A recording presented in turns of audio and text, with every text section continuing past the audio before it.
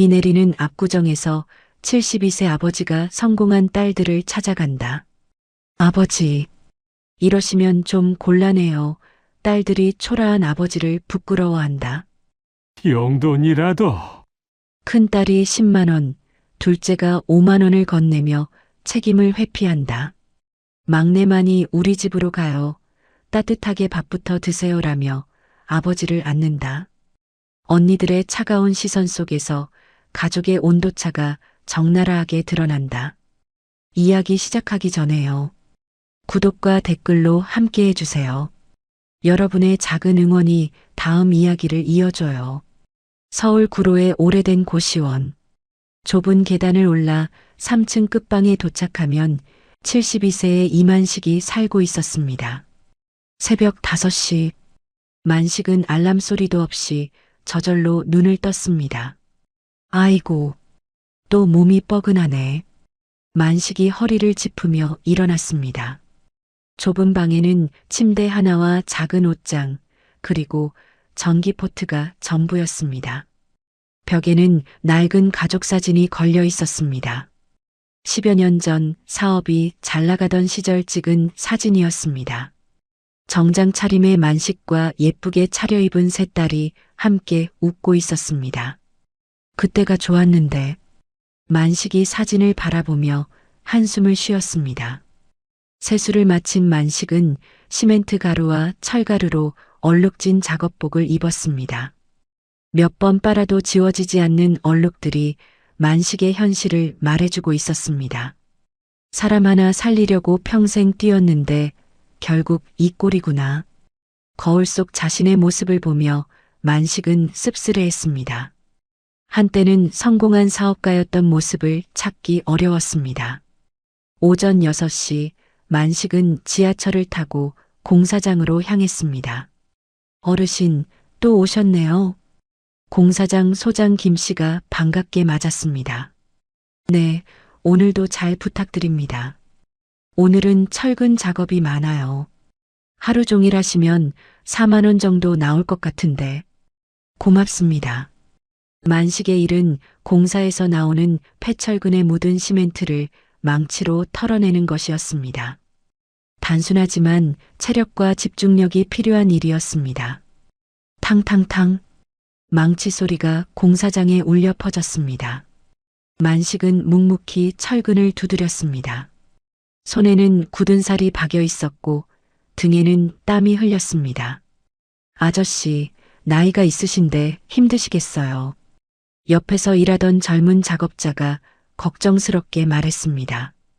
괜찮아요. 일할 수 있을 때까지 해야죠. 가족분들은 어떻게 되세요? 딸 셋이 있어요. 아, 그럼 좋으시겠네요. 효도 받으시고. 만식은 쓴웃음을 지었습니다. 글쎄요. 다들 바쁘게 사니까. 점심시간이 되자 만식은 도시락과 물 한 병으로 식사를 해결했습니다. 아저씨, 혼자 드세요? 같이 먹어요. 고맙습니다. 다른 작업자들과 함께 앉아 밥을 먹으며 만식은 과거를 떠올렸습니다. 예전에는 딸들과 함께 좋은 식당에서 식사를 자주 했었습니다. 큰딸 서진이 서울대에 합격했을 때는 가족 모두가 호텔 뷔페에서 축하 파티를 열었었습니다. 둘째 혜진이 프랑스 유학을 떠날 때는 김포공항까지 온 가족이 배웅을 나갔었습니다. 막내 수지는 대학 진학 대신 아버지의 사업을 도와주겠다며 회사에서 일했었습니다. 그때는 내가 자랑스러운 아버지였는데. 만식이 도시락을 먹으며 생각했습니다. 오후 작업을 계속하던 만식은 갑자기 현기증을 느꼈습니다. 아저씨, 괜찮으세요? 네, 괜찮습니다. 하지만 다리가 후들거렸습니다. 나이가 들어 체력이 예전 같지 않았습니다. 오늘은 여기서 마무리하시고 내일 하세요. 소장이 걱정스럽게 말했습니다. 아니에요. 조금 더 할 수 있어요. 아니에요. 몸이 중요하죠. 결국 만식은 오후 4시에 일을 마쳤습니다. 하루 임금으로 3만 5천 원을 받았습니다. 아저씨, 무리하지 마시고 건강 챙기세요. 고맙습니다. 내일 또 오겠습니다. 지하철을 타고 집으로 돌아가는 길, 만식은 창밖을 바라봤습니다. 압구정동을 지날 때마다 큰딸 서진이 사는 아파트가 보였습니다. 서진이는 잘 지내고 있을까? 서진은 대기업 과장으로 승진해서 좋은 아파트에서 살고 있었습니다. 결혼은 아직 하지 않았지만 성공한 커리어 우먼이었습니다. 둘째 혜진은 프랑스 유학을 마치고 패션회사 본부장이 되어 강남에서 일했습니다. 역시 결혼하지 않고 일에 전념하고 있었습니다. 막내 수지는 아버지가 사업을 잃은 후에도 여러 아르바이트를 하며 생활했습니다. 셋 중에서는 가장 어려운 상황이었습니다. 고시원에 도착한 만식은 편의점에서 컵라면을 사서 저녁을 해결했습니다. 딸들한테 연락해 볼까? 만식이 휴대폰을 들여다봤습니다. 딸들의 번호는 여전히 저장되어 있었습니다. 하지만 선뜻 전화를 걸 용기가 나지 않았습니다. 지금의 초라한 모습을 보이기가 부끄러웠습니다. 내가 이런 모습으로 딸들 앞에 나설 수 있을까? 만식은 망설였습니다. 그때 옆방에서 젊은 사람이 가족과 통화하는 소리가 들렸습니다. 엄마, 잘 지내세요? 네, 저도 잘 있어요. 그 소리를 들으며 만식은 딸들이 그리워졌습니다. 딸들 얼굴이라도 보고 싶다.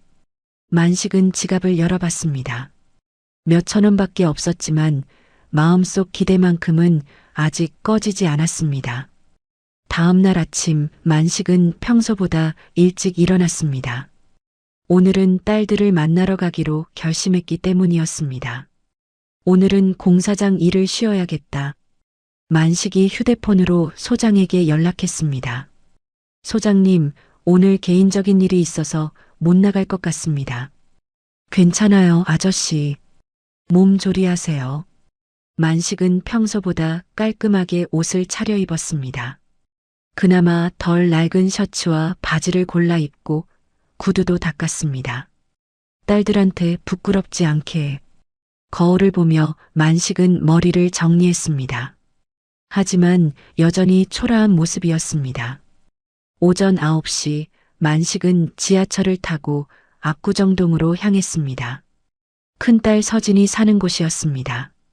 지하철에서 내린 만식은 높은 아파트들을 올려다봤습니다. 서진이가 저기 살고 있구나. 서진의 아파트 앞에 도착했을 때 하늘에서 부슬부슬 비가 내리기 시작했습니다. 아파트 입구에서 정장을 차려입은 여성이 나오는 것이 보였습니다. 큰딸 서진이었습니다. 서진아. 만식이 딸을 부르며 다가갔습니다. 서진은 아버지를 보자마자 놀란 표정을 지었습니다. 아버지, 어떻게 여기를? 서진의 목소리에는 당황함이 가득했습니다. 주변을 둘러보며 누가 보는지 확인했습니다. 딸 보고 싶어서 왔지. 아버지, 연락이라도 하시지. 서진은 아버지의 초라한 모습을 보며 눈살을 찌푸렸습니다.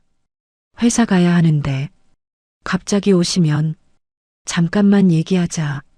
오랜만에 만났는데 그때 아파트에서 또 다른 여성이 나왔습니다. 둘째 딸 혜진이었습니다. 언니 같이. 혜진도 아버지를 보고 멈춰섰습니다. 아버지, 왜 여기 계세요? 혜진의 반응도 서진과 별반 다르지 않았습니다. 놀람과 당황이 섞인 표정이었습니다. 혜진아, 너도 여기 사니? 언니 집에 잠깐 머물고 있어요. 비가 점점 굵어지기 시작했습니다. 만식은 우산도 없이 서 있었습니다. 아버지, 이러시면 좀 곤란해요. 혜진이 조심스럽게 말했습니다. 곤란하다고? 사람들이 보잖아요. 아버지가 이런 모습으로. 서진도 고개를 끄덕였습니다. 맞아요. 아버지, 연락하시고 오셨으면. 만식의 가슴이 찔렸습니다. 딸들이 자신을 부끄러워하고 있다는 것을 느꼈습니다. 미안하다. 갑자기 와서 아니에요, 아버지. 그런 뜻이 아니라 서진이 말을 얼버무렸습니다. 그럼 우리 커피라도 한잔 하자. 만식이 제안했습니다. 서진과 혜진이 서로 눈짓을 주고받았습니다. 아버지, 저희 오늘 일정이 조금만 시간 내줄 수 없을까? 만식의 간절한 표정에 딸들이 마음이 움직였습니다. 그럼 잠깐만요. 서진이 마지못해 동의했습니다. 세 사람은 근처 카페로 갔습니다. 만식은 가장 싼 아메리카노를 주문했고 딸들은 비싼 음료를 시켰습니다. 아버지, 요즘 어떻게 지내세요? 혜진이 물었습니다. 그냥 일하면서 지내지. 무슨 일 하세요? 건설 현장에서 자비를. 서진과 혜진의 표정이 어두워졌습니다. 아버지, 나이가 있으신데 그런 일을. 할 수 있는 일이 그것뿐이야. 카페 안이 조용해졌습니다. 아버지, 돈 필요하시면 말씀하시지. 서진이 지갑에서 10만 원을 꺼냈습니다. 급하게 뭐 필요하면 이거라도 쓰세요. 혜진도 5만 원을 꺼내 테이블에 놓았습니다. 저도 이 정도밖에 안 되지만 만식은 그 돈을 바라보며 복잡한 심경이었습니다. 딸들의 마음은 고마웠지만 동시에 서글픔도 느꼈습니다. 돈은 됐다. 그냥 너희들 얼굴 보고 싶어서. 아버지, 그때 서진의 휴대폰이 울렸습니다. 회사에서 회의가 있어서. 나도 오후에 중요한 약속이. 혜진도 시계를 확인했습니다. 아버지, 다음에 시간 맞춰서 천천히 만나요.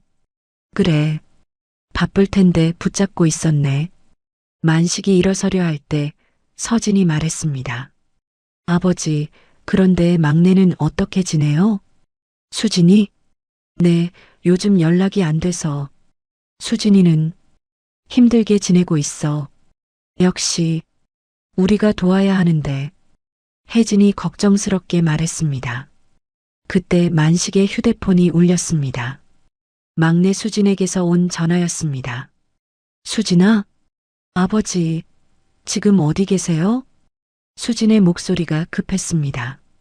압구정에 있는데. 언니들하고 계세요? 제가 갈게요. 갑자기 왜? 아버지 걱정돼서. 금방 갈게요. 전화가 끊어진 후 서진과 혜진이 서로를 바라봤습니다. 막내가 온다네. 우리 시간이. 30분 후 수진이 헐레벌떡 뛰어왔습니다. 아버지, 수진이 만식을 끌어안았습니다.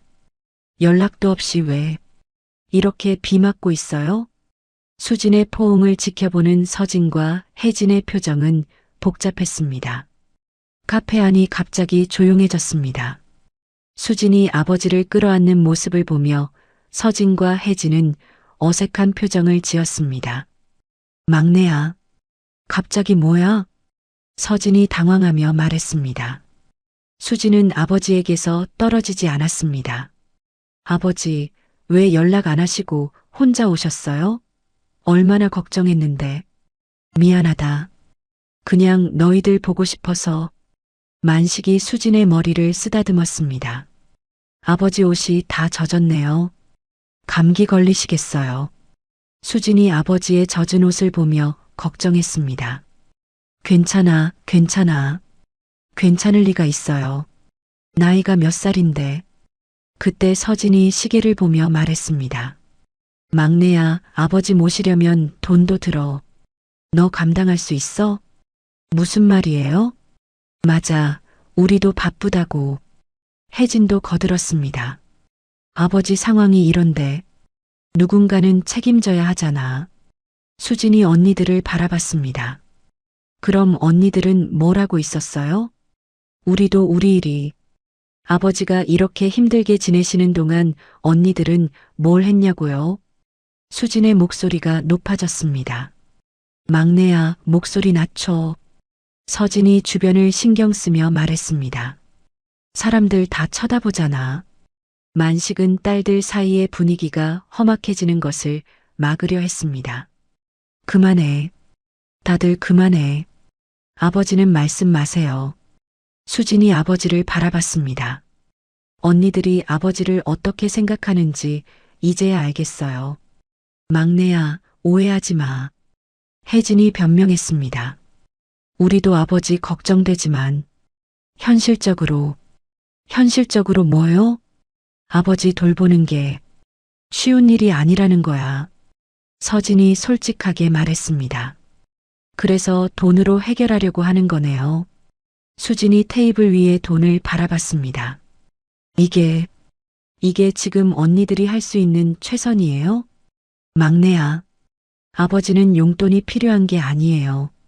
가족이 필요한 거라고요. 수진의 말에 서진과 혜진이 할 말을 잃었습니다. 만식의 마음속에 딸들의 속내가 조금씩 보이기 시작했습니다. 큰딸과 둘째는 자신을 부담스러워하고 있었습니다. 아버지, 수진이 만식의 팔을 잡았습니다. 우리 집으로 가요. 씻고 따뜻하게 밥부터 드세요. 막내야, 잠깐.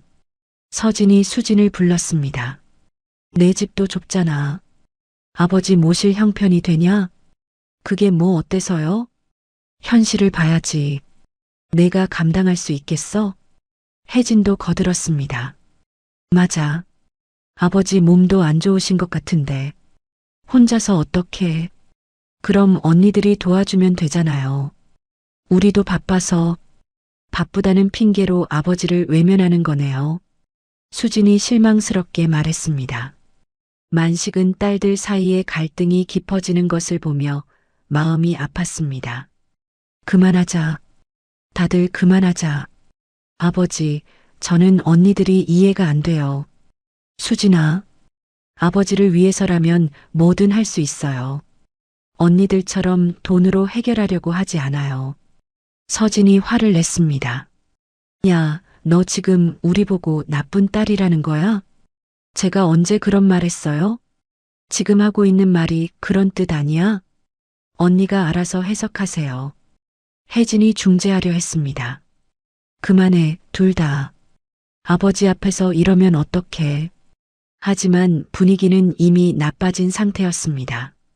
아버지, 수진이 만식을 일으켜 세웠습니다. 우리 나가요.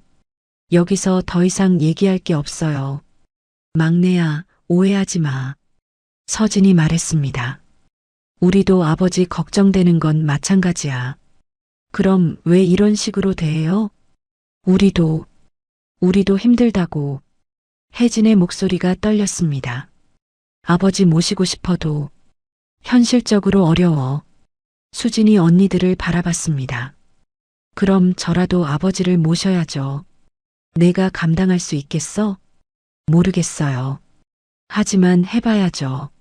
만식은 막내의 마음이 고마웠지만 동시에 걱정도 되었습니다. 수진아, 너한테 짐만 되는 거 아닐까? 아버지, 그런 말씀하지 마세요. 하지만 아버지는 제게 짐이 아니에요.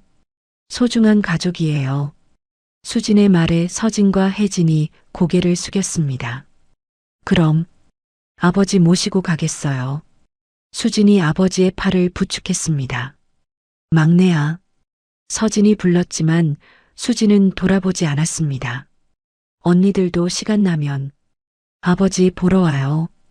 수진아. 하지만 돈은 가져가지 마세요. 저희는 그런 거 필요 없어요. 수진이 테이블 위에 돈을 그대로 두고 아버지와 함께 카페를 나섰습니다. 남겨진 서진과 혜진은 어색한 침묵 속에 앉아 있었습니다. 수진의 좁은 원룸. 만식은 딸이 준비해준 따뜻한 물로 씻고 깔끔한 옷으로 갈아입었습니다. 아버지, 이제 좀 나아 보이세요. 수진이 따뜻한 죽을 끓여 가져왔습니다. 고맙다, 수진아. 만식은 딸이 차려준 상 앞에 앉아 죽을 먹으며 눈물을 흘렸습니다. 왜 우세요? 그냥 고마워서. 당연한 거예요. 수진이 아버지 옆에 앉으며 말했습니다. 아버지, 힘들었으면 말이라도 하시지. 너한테 짐 되고 싶지 않아서. 아버지가 언제 저한테 짐이었어요? 수진의 손이 만식의 거친 손을 덮었습니다. 이렇게 굳은 살이 아버지가 얼마나 고생하셨는지 알겠어요. 괜찮아. 일할 수 있는 게 어디야. 아버지, 언니들 말은 신경 쓰지 마세요. 언니들도 사정이 있을 거야. 무슨 사정이요? 아버지보다 더 중요한 사정이 뭐가 있어요? 그때 수진의 휴대폰이 울렸습니다. 큰언니 서진에게서 온 전화였습니다. 막내야, 지금 아버지 너네 집에 계시지? 네, 왜요? 솔직히 말해. 아버지 모시기에는 너 집도 좁고 내 형편도 어렵잖아.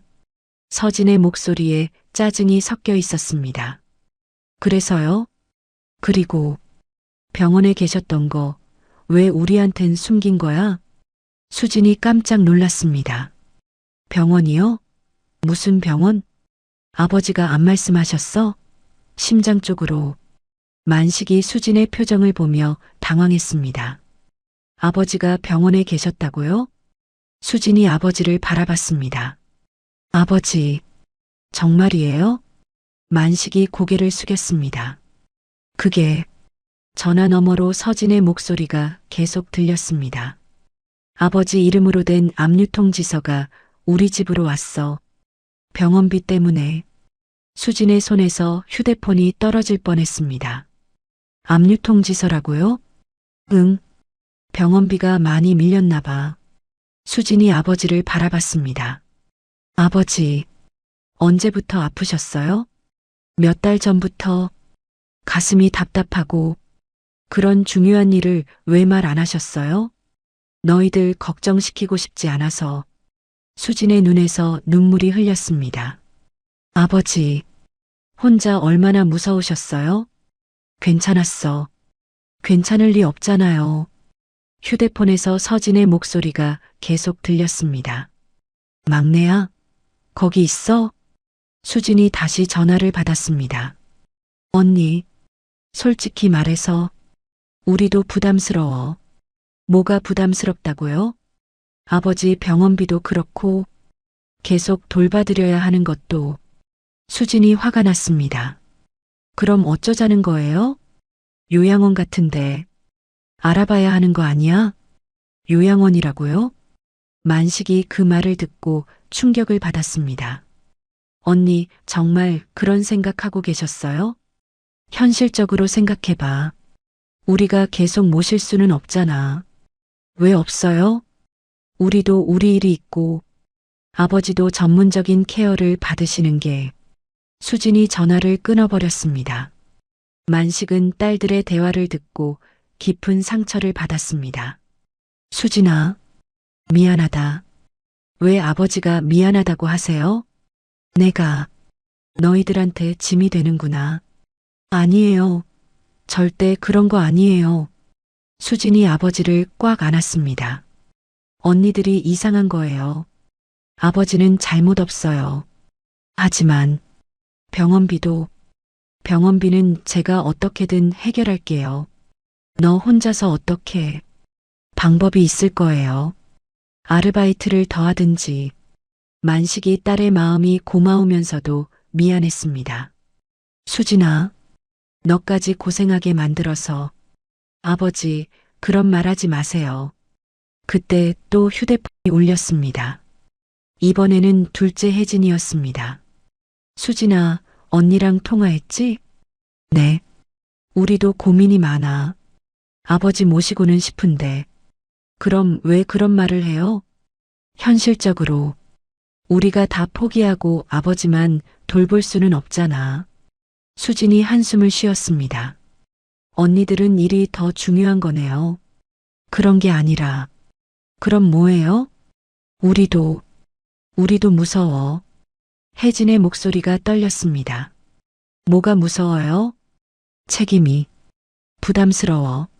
수진이 언니들의 진심을 알 것 같았습니다. 그럼 저라도 아버지를 모셔야죠. 너 혼자 감당할 수 있겠어? 모르겠어요. 하지만 해야죠. 수진아, 언니들처럼 도망치지는 않을 거예요. 수진이 전화를 끊고 아버지를 바라봤습니다. 아버지, 우리 둘이서 힘내요. 만식의 눈에서 눈물이 흘렸습니다. 며칠 후, 셋 딸은 아버지의 병원비 문제로 다시 모였습니다. 수진의 원룸에서 만난 자리였는데 분위기는 무거웠습니다. 아버지 병원비가 얼마나 밀렸는지 확인해 봤어. 서진이 서류를 꺼내며 말했습니다. 200만 원 정도. 생각보다 많네. 혜진이 한숨을 쉬었습니다. 그 정도면 우리가 나눠서 낼 수 있어. 수진이 말했습니다. 문제는 앞으로야. 계속 치료받으셔야 하는데. 그때 만식이 화장실에서 나오며 딸들의 대화를 들었습니다. 너희들 내 얘기하고 있구나. 아버지, 앉으세요. 수진이 아버지를 부축했습니다. 아버지, 솔직히 말씀해 주세요. 서진이 진지하게 말했습니다. 병원에서 뭐라고 했어요? 만식이 망설이다가 입을 열었습니다. 심장이 많이 안 좋대. 얼마나 안 좋은데요? 수술을 해야 한다고. 딸들의 얼굴이 하얀해졌습니다. 수술비는 얼마나 들어요? 1,000만 원 정도. 1,000만 원이요? 서진이 놀랐습니다. 그런 큰 수술을 왜 혼자 고민하셨어요? 수진이 울먹였습니다. 너희들한테 부담 주기 싫어서. 아버지, 그때 갑자기 구청 직원이 찾아왔습니다.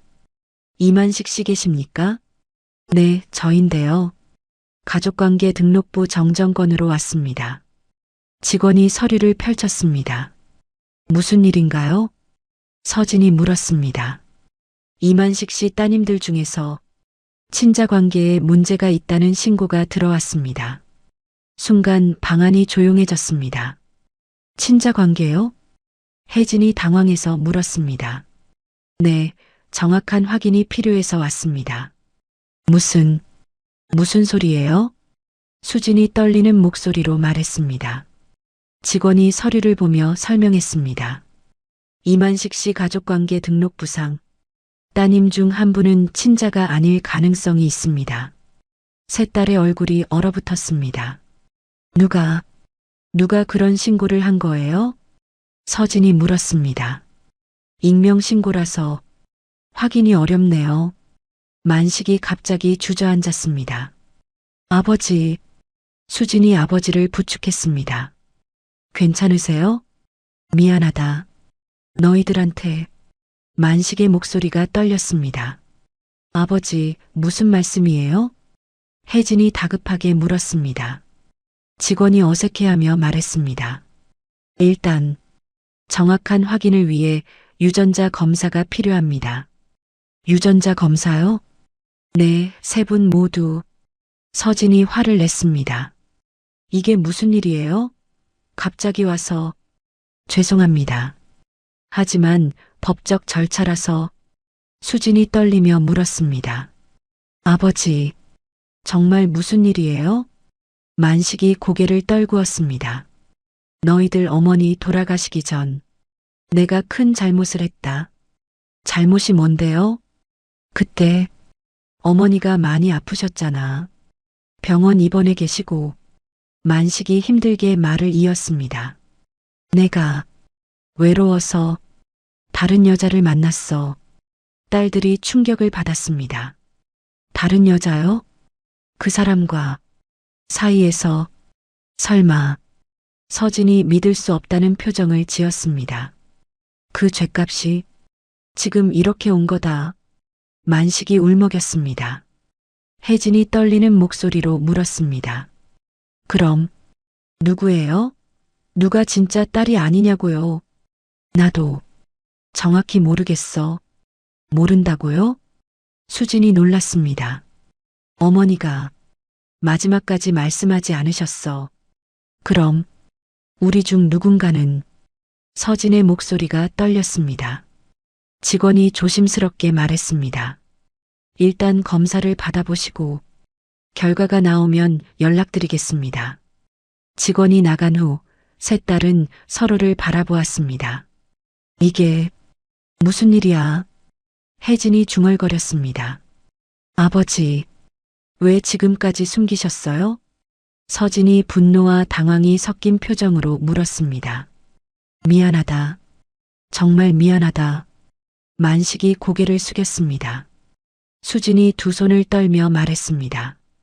그럼 저희 중 누군가는 정말 아버지 딸이 아닐 수도 있다는 거예요?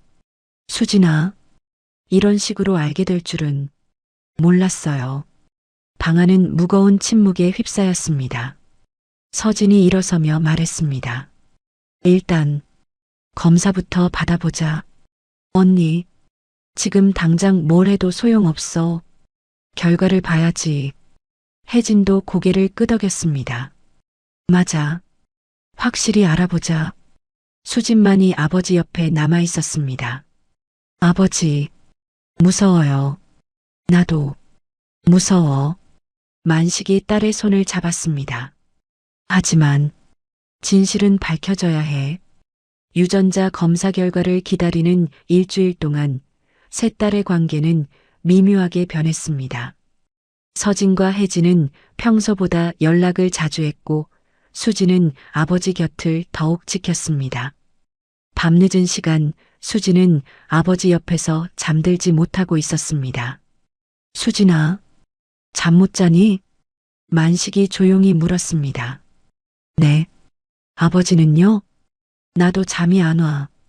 두 사람은 어둠 속에서 나지막하게 대화를 나눴습니다. 아버지, 무서워요. 뭐가? 검사 결과가. 만약에 제가. 수진이 말을 잇지 못했습니다. 만식이 딸의 손을 잡았습니다. 수진아, 그런 건 중요하지 않아. 어떻게 중요하지 않아요? 너는 내가 키웠잖아. 그게 전부야. 수진의 눈에서 눈물이 흘렸습니다. 하지만 피가 안 섞였다면 피보다 더 중요한 게 있어. 만식이 딸을 바라봤습니다. 마음이야. 마음. 이때 만식의 잠꼬대 같은 중얼거림이 들렸습니다. 막내야, 미안하다. 넌 항상 나만 챙겼지. 수지는 아버지가 잠든 줄 알고 조용히 속삭였습니다. 아버지, 누가 친자든 뭐든 저는 아버지가 좋아요. 아버지 한 사람이라도 저한테 살아있으니 전 그걸로 끝이에요. 만식은 잠든 척하면서 딸의 말을 들었습니다. 평생 눌러왔던 죄책감의 돌덩이가 조금씩 떨어져 나가는 느낌을 받았습니다. 다음 날 아침 만식은 결심했습니다. 이젠 도망 안 간다. 아버지, 세 딸 모두에게 진실을 말하고 다시 시작해보자. 수진이 아버지의 다짐을 듣고 안심했습니다. 네, 아버지. 뭐든 함께해요. 그날 오후 서진과 혜진이 찾아왔습니다. 둘의 표정은 평소보다 진지했습니다. 아버지, 우리 얘기 좀 해요. 서진이 조심스럽게 말을 꺼냈습니다. 그래, 할 말이 많지. 아버지, 그동안 우리가 너무했어요. 혜진이 고개를 숙였습니다. 돈으로만 해결하려고 했고 책임을 회피하려고 했어요. 괜찮다. 아니에요. 괜찮지 않아요. 서진이 눈물을 글썽였습니다. 검사 결과가 나오기 전에 말하고 싶었어요. 뭘? 저희가 무서웠어요. 혜진이 떨리는 목소리로 말했습니다. 아버지를 돌보는 것도 책임지는 것도 그래서 도망치려 했어요. 서진도 솔직하게 털어놓았습니다. 하지만 이번 일로 깨달았어요. 뭘? 수진이 물었습니다. 아버지가 정말 소중한 분이라는 걸요. 혜진이 만식을 바라봤습니다. 검사 결과가 어떻게 나오든 아버지는 아버지예요. 맞아요. 피가 섞였든 안 섞였든 우리를 키워주신 분이잖아요. 서진도 고개를 끄덕였습니다. 만식의 눈에서 눈물이 흘렸습니다. 고맙다. 정말 고맙다. 아버지, 앞으로는 제대로 모실게요. 우리가 힘을 합쳐서 아버지 수술비도 마련하고 딸들의 말에 만식은 감동했습니다. 그때 휴대폰이 울렸습니다. 검사 결과가 나왔다는 연락이었습니다. 결과가 나왔대. 수진이 떨리는 목소리로 말했습니다. 그럼 확인하러 가야겠네. 서진이 일어섰습니다. 다 같이 가요. 혜진도 동의했습니다. 무슨 결과가 나와도 우리는 가족이에요. 수진이 아버지의 팔을 부축했습니다. 구청으로 가는 길에서 네 사람은 조용했습니다. 각자 마음속으로 결과를 받아들일 준비를 하고 있었습니다. 아버지, 무섭죠? 수진이 물었습니다. 아니야. 이제는 안 무서워. 만식이 딸들을 바라보며 말했습니다. 너희들이 있으니까. 맞아요. 우리 모두 함께니까 괜찮아요. 서진이 아버지의 다른 쪽 팔을 잡았습니다. 결과가 어떻게 나와도 우리는 한 가족이에요. 혜진도 힘을 보탰습니다. 구청에 도착한 네 사람은 서로의 손을 꽉 잡고 결과를 들으러 갔습니다. 더 이상 두려워하지 않았습니다. 진실보다 더 소중한 것이 있다는 것을 깨달았기 때문입니다. 구청 민원실. 네 사람은 긴장한 채로 직원 앞에 앉았습니다. 검사 결과가 나왔습니다. 직원이 서류를 펼치며 말했습니다. 어떻게 나왔나요? 서진이 떨리는 목소리로 물었습니다. 이만식 씨와 큰딸 이서진 씨는 친자 관계가 확인됩니다. 서진이 안도의 한숨을 쉬었습니다. 둘째 이혜진 씨도 친자 관계가 확인됩니다. 혜진도 긴장이 풀렸습니다. 그럼 막내는? 수진이 목소리가 떨렸습니다. 직원이 잠시 망설이다가 말했습니다. 막내 이수진 씨는 친자 관계가 확인되지 않습니다. 순간 방안이 조용해졌습니다. 수진의 얼굴이 창백해졌습니다. 그럼 저는 죄송합니다. 유전자가 일치하지 않습니다. 만식이 수진을 바라보며 눈물을 흘렸습니다. 수진아, 미안하다.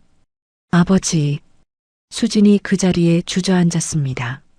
서진과 혜진은 어떻게 반응해야 할지 몰랐습니다. 그럼 수진이는 우리 진짜 동생이 아니었구나. 혜진이 중얼거렸습니다. 그때 수진이 갑자기 일어서서 언니들을 향해 소리쳤습니다. 도대체 그게 지금 중요해? 수진아, 언니들은 아버지 노숙하고 계실 때 찾지도 않았잖아. 수진의 목소리가 떨렸습니다. 비 맞고 쓰러질 때도, 그때도 외면했잖아. 막내야, 우리가 뭐라고 했는지 기억해? 돈으로 해결하려고 했잖아. 수진이 언니들을 향해 분노를 쏟아냈습니다. 서진이 당황해서 뒤로 물러섰습니다. 수진아, 우리도 사정이. 무슨 사정? 아버지보다 더 중요한 사정이 뭐가 있어요? 그건 혜진이 울먹이며 말했습니다. 우린 그냥 겁이 났어. 뭐가 무서웠어요? 책임질까봐. 부담스러워서. 그래서 도망쳤구나. 수진이 실망스럽게 말했습니다. 혈연 관계 확인되니까 이제 와서 가족 행세하려고? 그런 게 아니야. 서진이 변명했습니다. 정말 반성하고 있어. 반성이라고요? 수진이 비웃었습니다. 지금까지 아버지 혼자 고생하실 때는 어디 있었어요? 만식이 딸들 사이의 갈등을 막으려 했습니다. 그만해. 다들 그만해. 아버지는 말씀하지 마세요. 수진이 아버지를 바라봤습니다. 아버지가 누구 아버지인지는 중요하지 않아요. 수진아, 중요한 건 누가 아버지를 지켰느냐는 거예요. 수진이 흐느끼며 계속 말했습니다. 언니들은 아버지가 힘들 때 외면했어요. 우리도 힘들었어. 혜진이 눈물을 흘렸습니다. 힘들다고 아버지를 버려도 되는 거예요? 버린 게 아니야. 그럼 뭐예요? 돈 몇 푼 주고 책임 다했다고 생각한 거예요? 서진이 고개를 숙였습니다. 미안해. 정말 미안해. 미안하다고 다 끝나는 게 아니에요. 수진의 목소리가 더욱 높아졌습니다. 아버지는 누가 친자인지보다 누가 아버지를 지켰는지가 더 중요해요. 만식이 수진의 말을 듣고 깊이 감동했습니다. 맞다. 수진이 말이 맞아. 아버지, 혈연이 중요한 게 아니야. 마음이 중요하지. 만식이 딸들을 바라보며 말했습니다. 수진이는 내가 가장 힘들 때 곁을 지켜줬어. 그건 당연한 거였어요. 수진이 아버지의 손을 잡았습니다. 아버지가 제 진짜 아버지든 아니든 상관없어요. 수진아, 저에게는 아버지가 세상에서 가장 소중한 분이에요. 만식의 눈가에서 굵은 눈물이 흘러내렸습니다. 고맙다. 정말 고맙다. 서진과 혜진도 울기 시작했습니다. 우리가 정말 잘못했어. 수진아, 미안해. 이제 와서 미안하다고 하면 뭐해요? 수진이 차갑게 말했습니다. 앞으로라도 제대로 할게. 서진이 간절하게 말했습니다. 정말 반성하고 있어. 말로만 하지 마시고 행동으로 보여주세요. 수진이 언니들을 바라봤습니다. 민원실을 나서며 네 사람은 복잡한 마음이었습니다. 진실은 밝혀졌지만 더 중요한 것들을 깨달았습니다. 혈연보다 소중한 것은 마음이었고 가족의 진정한 의미를 배웠습니다. 한 달 후 수진의 원룸은 조금 더 따뜻해졌습니다. 벽에는 오래된 가족 사진이 걸려 있고 만식은 천천히 회복하며 새로운 일상을 만들어가고 있었습니다. 아버지, 오늘 병원 검진 어땠어요? 수진이 퇴근 후 집에 들어서며 물었습니다. 많이 좋아졌대. 수술 날짜도 잡혔어? 정말이요? 응, 다음 주 화요일. 만식이 미소를 지으며 말했습니다. 걱정하지 마. 다 잘 될 거야. 그때 문을 두드리는 소리가 들렸습니다. 누구지? 수진이 문을 열어보니 서진과 혜진이 반찬통을 여러 개 들고 서 있었습니다. 언니들, 안녕, 수진아. 서진이 조심스럽게 인사했습니다.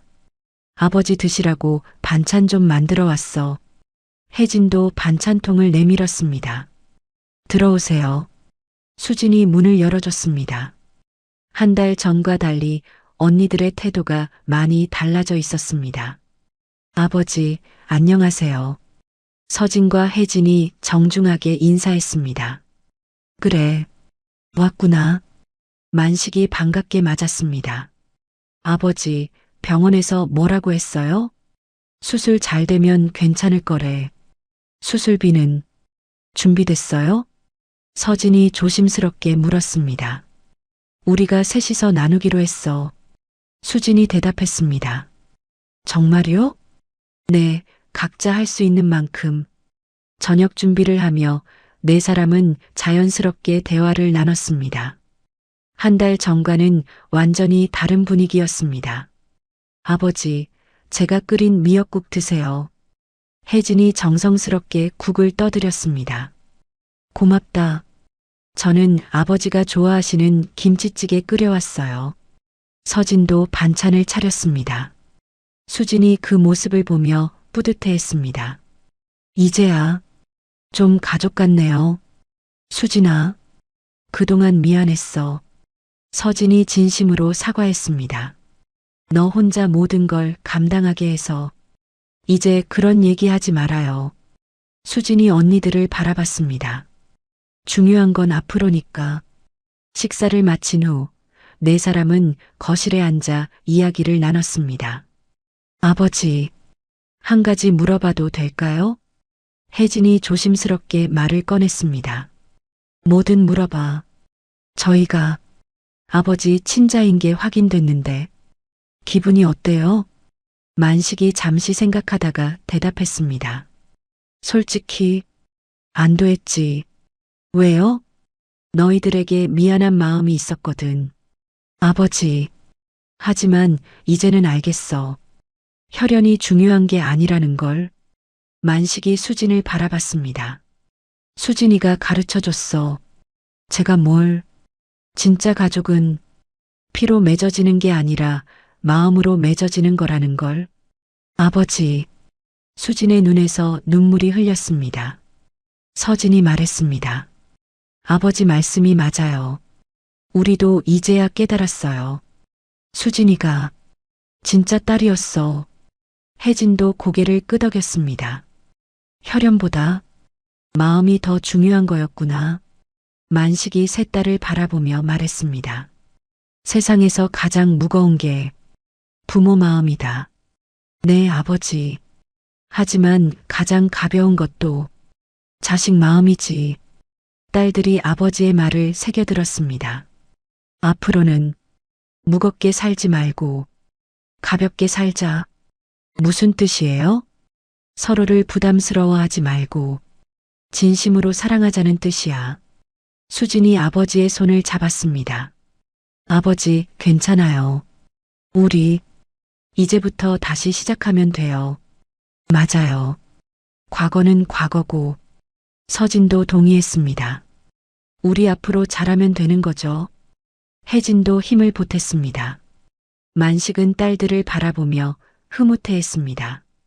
친자든 아니든 나한텐 너희 셋 모두가 내 딸이다.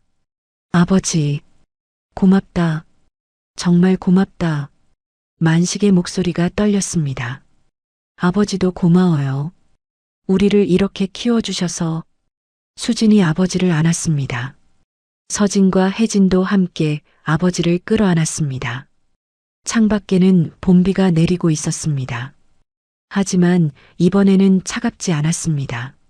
네 사람의 마음을 적시는 따뜻한 비였습니다.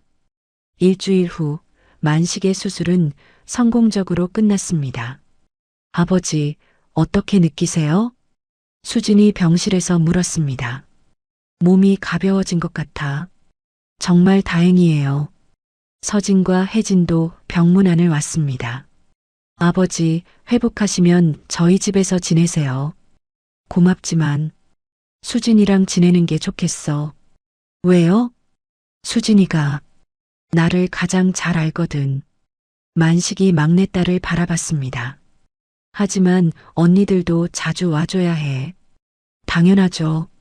서진과 혜진이 동시에 대답했습니다.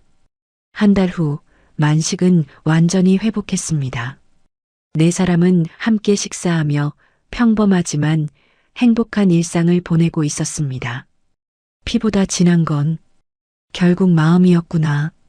만식이 딸들을 바라보며 중얼거렸습니다. 진정한 가족의 의미를 깨달은 네 사람의 새로운 시작이었습니다. 귀한 시간 내어 이 영상을 함께 해주셔서 진심으로 감사합니다. 여러분의 한 번 시청, 한 줄 댓글이 저에게 큰 힘이 됩니다. 앞으로도 마음을 어루만지는 이야기로 보답드리겠습니다. 항상 건강하시고 따뜻한 하루 보내세요.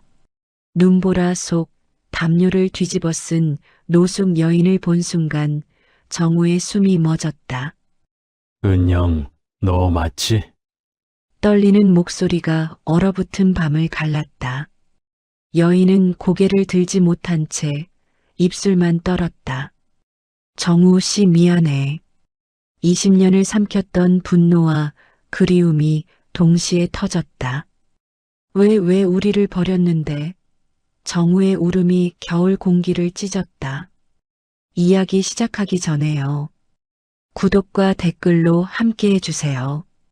여러분의 작은 응원이 다음 이야기를 이어줘요. 경기도 의정부의 오래된 상가 한 귀퉁이에 자리한 작은 철물점. 낡은 간판에는 정우철물이라는 글자가 바래져 있었습니다. 62의 박정우는 20년째 혼자서 이 가게를 지키고 있었습니다. 아침 8시 정우는 어김없이 철물점 셀터를 올렸습니다. 끼익 소리를 내며 올라가는 낡은 셀터 소리가 정적을 깨뜨렸습니다. 정우의 하루는 항상 이 소리로 시작되었습니다. 오늘도 하루가 시작되네. 정우가 혼잣말을 하며 가게 안을 정리했습니다. 선반에는 각종 나사와 볼트, 철물들이 크기별로 가지런히 정리되어 있었습니다. 정우는 말수가 적고 책임감이 강한 성격이라 20년 동안 가게를 깔끔하게 관리해 왔습니다. 하지만 손님이 없는 시간에는 텅 빈 가게에서 혼자만의 시간과 싸워야 했습니다. 박 사장님, 오늘도 일찍 여셨네요. 옆 가게 김 사장이 인사를 했습니다. 네, 안녕하세요. 오늘도 좋은 하루 되세요. 정우는 간단하게 인사를 나누고 다시 자신만의 세계로 돌아갔습니다. 20년 전부터 이런 식이었습니다. 사람들과 깊은 이야기를 나누는 것을 의도적으로 피했습니다. 오전 9시 반, 첫 손님이 들어왔습니다. 화장실 수리에 필요한 부품을 찾는 50대 아주머니였습니다. 사장님, 이런 거 있나요? 아주머니가 부러진 수전 부품을 보여줬습니다. 네, 잠시만요. 이거 말씀이죠?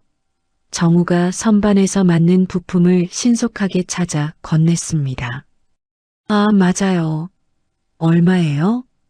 5,000원입니다. 정말 고맙습니다. 사장님 덕분에 수리비 많이 아꼈네요.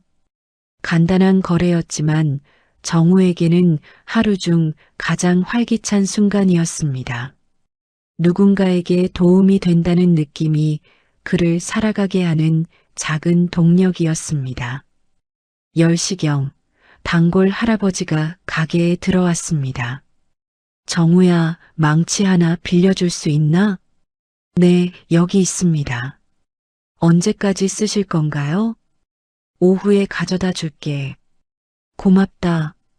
천만에요. 조심히 사용하세요.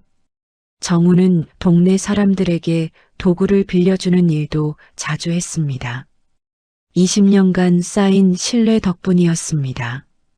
점심시간이 되자 정우는 가게 뒤편 작은 공간에서 편의점 도시락을 꺼내 먹었습니다. 전자레인지에 데운 김치볶음밥과 우유 한 팩이 전부였습니다. 은영이가 만들어준 도시락이 그리워지네. 정우가 젓가락질을 하며 생각했습니다. 전처 이은영은 어느 겨울 새벽 아무 말도 남기지 않은 채 사라졌습니다. 정우가 아침에 깨어났을 때 이미 침대는 텅 비어 있었고 옷장의 은영 옷들도 모두 사라진 후였습니다. 여보, 어디 갔어? 정우가 그날 아침 집안 곳곳을 뒤지며 은영을 찾았습니다. 하지만 편지 한 장, 메모 하나 남기지 않은 채였습니다. 마치 처음부터 없었던 사람처럼 깔끔하게 사라져버렸습니다. 그날 이후 정우의 삶은 텅 비어버린 듯 했습니다. 아침에 일어나서 가게를 열고 손님을 상대하고 저녁에 문을 닫는 기계적인 반복이 시작되었습니다. 아들 준성은 군 제대 후 연락이 뜸해졌습니다. 어머니가 사라진 충격에서 벗어나지 못한 채 아버지와도 거리를 두게 되었습니다. 아빠, 안녕하세요. 한 달에 한 번 정도 오는 준성의 전화였습니다. 응, 준성아. 잘 지내고 있지? 네, 그런대로요. 아빠는 어떠세요? 나도 잘 지내고 있어. 회사 일은 어때? 바쁘긴 한데 괜찮아요. 그럼 또 연락드릴게요. 항상 이런 식의 짧은 통화였습니다. 서로 깊은 이야기는 피했습니다. 오후 2시경 동네 할머니가 가게에 들어왔습니다. 정우야, 자주 보던 얼굴이 없어서 궁금해서 왔어. 정우의 얼굴이 순간 굳어졌습니다. 누구 이야기인지 짐작이 갔습니다. 누구 말씀이세요? 너 부인 말이야. 요즘 통 안 보이네. 어디 아프신가? 20년이 지났지만 여전히 은영에 대한 이야기를 듣는 것은 힘들었습니다. 정우는 마음을 다잡고 답했습니다. 아, 친정 어머니가 편찮으셔서 간병하러 가 있어요. 아이고, 그래. 빨리 나으시길 바라야지. 동네 사람들에게는 여전히 은영이 잠깐 어디 간 것처럼 말하고 있었습니다. 진실을 말하기에는 너무 부끄럽고 아팠습니다. 오후 4시 중학생 아이가 들어왔습니다. 아저씨, 이런 나사 있어요? 아이가 부러진 자전거 부품을 보여줬습니다. 있지, 잠깐만. 정우가 친절하게 맞는 부품을 찾아줬습니다. 얼마예요? 그냥 가져가. 공부 열심히 해. 정말요? 감사합니다. 아이의 밝은 웃음을 보니 정우도 기분이 조금 좋아졌습니다. 저녁 7시 정우는 가게 문을 닫았습니다. 셔터를 내리는 소리가 하루의 끝을 알렸습니다. 그리고 가게에서 도보로 10분 거리에 있는 작은 원룸으로 향했습니다. 원래는 은영과 함께 살던 투룸 아파트가 있었지만 은영이 사라진 후 혼자 살기에는 너무 크고 임대료도 부담되어 더 작은 곳으로 이사했습니다. 집에 왔네. 정우가 원룸 문을 열며 중얼거렸습니다. 방 안에는 침대와 작은 책상, 그리고 낡은 텔레비전이 전부였습니다. 벽에는 20년 전 가족 사진이 하나 걸려 있었습니다. 은영과 어린 준성, 그리고 젊은 정우의 모습이 담긴 사진이었습니다. 사람 사라지는 건 한순간이더라. 붙잡을 시간조차 없었지. 정우가 사진을 바라보며 중얼거렸습니다. 편의점에서 산 컵라면으로 저녁을 때우고 정우는 침대에 누워 천장을 바라봤습니다. 왜 떠났을까? 무엇이 그렇게 힘들었을까? 매일 밤 같은 질문을 반복했지만 답은 없었습니다. 정우의 일상은 잊고 싶은 과거 위에 겨우 서 있었습니다. 며칠 후 초겨울, 매서운 바람이 몰아치던 저녁이었습니다. 정우는 평소보다 늦게 가게 문을 닫았습니다. 마지막 손님이 급히 필요한 부품을 사러 와서 시간이 늦어진 것이었습니다. 오늘은 정말 추워지네. 정우가 코트깃을 세우며 집으로 향했습니다. 거리는 을씨년스럽게 비어 있었습니다. 가로등 불빛만이 흰 입김을 내뿜으며 걷는 정우의 그림자를 길게 늘여놓고 있었습니다. 집으로 가는 길목에서 정우는 멈춰 섰습니다.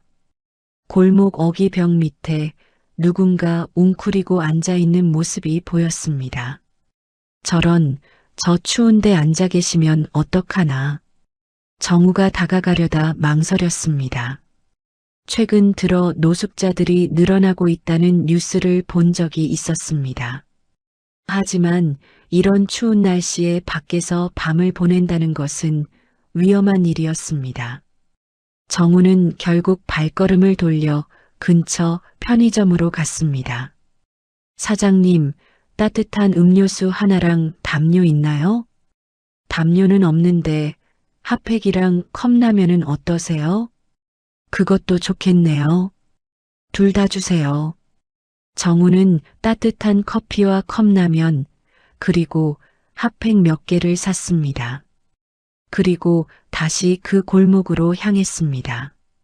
가까이 다가가자 웅크리고 있던 사람이 노숙 여성이라는 것을 알 수 있었습니다. 얼굴은 상처투성이었고 머리는 헝클어져 있었습니다. 낡은 옷 위에 얇은 외투를 걸친 것이 전부였습니다. 저기, 정우가 조심스럽게 말을 걸었습니다. 여성은 깜짝 놀라며 고개를 들었습니다. 그 순간 정우는 손에 들고 있던 편의점 봉지를 떨어뜨릴 뻔했습니다. 설마, 아니겠지. 정우가 속으로 중얼거렸습니다. 하지만 그 눈매, 그 얼굴 윤곽이 너무도 익숙했습니다.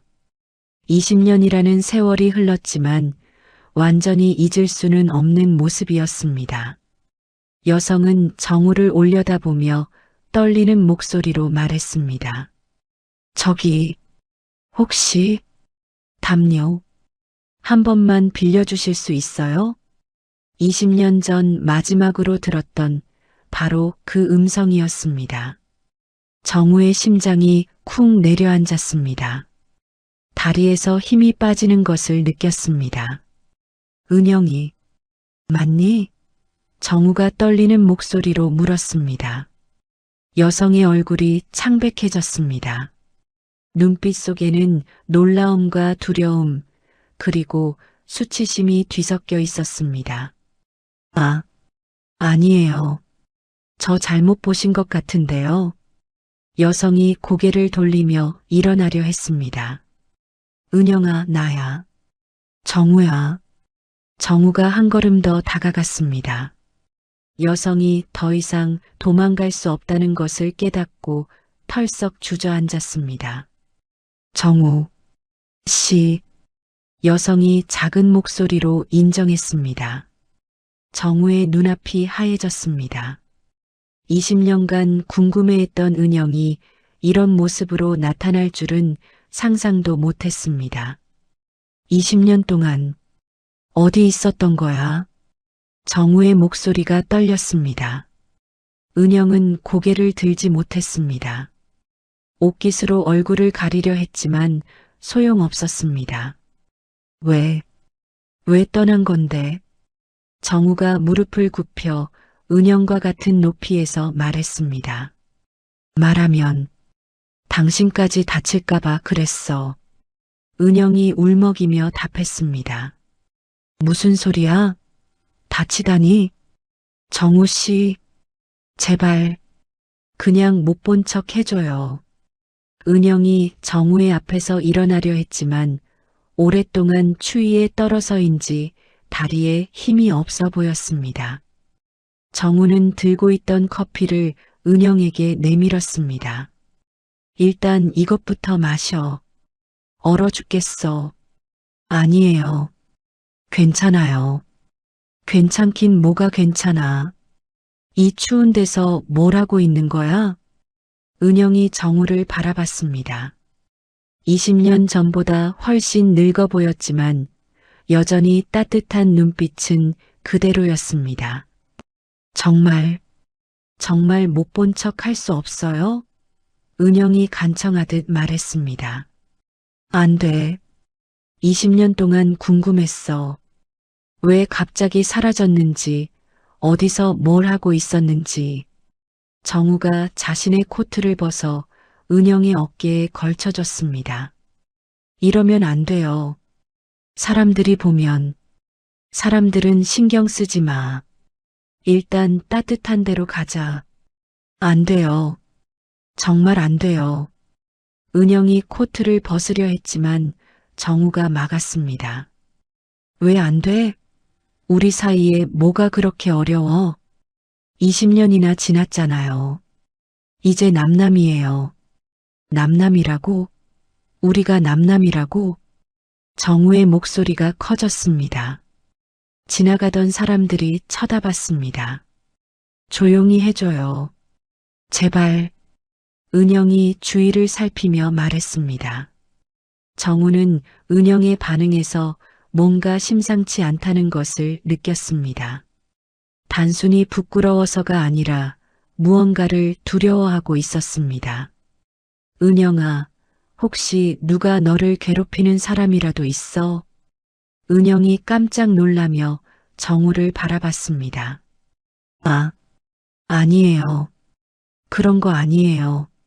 하지만 은영의 반응이 오히려 정우의 의심을 확신으로 바꿔놓았습니다. 근처에 찻집이나 따뜻한 데 가서 얘기하자. 이런 데서 말할 일이 아니야. 정말 안 돼요. 저 가봐야 해요. 은영이 일어서서 도망가려 했지만 정우가 은영의 손목을 잡았습니다. 도망가지 마. 20년 만에 만났는데 이렇게 헤어질 수는 없어. 은영의 손목에서 정우는 이상한 것을 발견했습니다. 손목에 멍자국이 있었습니다. 이건 뭐야? 은영이 급하게 소매로 손목을 가렸습니다. 아무것도 아니에요. 정우는 은영이 무언가를 숨기고 있다는 것을 확신했습니다. 정우는 은영의 손목에서 본 멍자국이 머릿속에서 떠나지 않았습니다. 20년 만에 만난 전처가 이런 모습이라니 도저히 그냥 지나칠 수 없었습니다. 은영아, 제발 도망가지 마. 우리 얘기 좀 하자. 정우가 간절하게 말했습니다. 정우 씨, 정말 안 돼요. 저 가봐야 해요. 은영이 고개를 저으며 뒷걸음질 쳤습니다. 하지만 정우는 포기할 수 없었습니다.